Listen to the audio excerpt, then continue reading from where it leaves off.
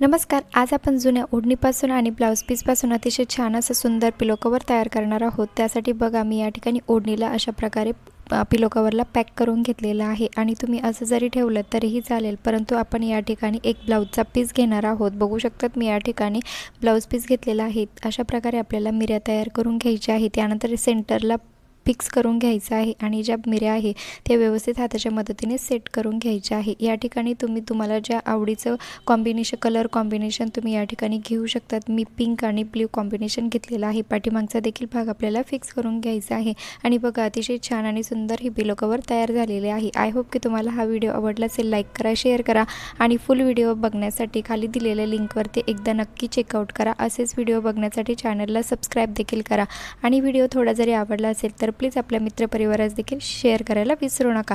बघू शकतात free of कॉस्टवाली आपली या ठिकाणी पिलो तयार झालेली आहे.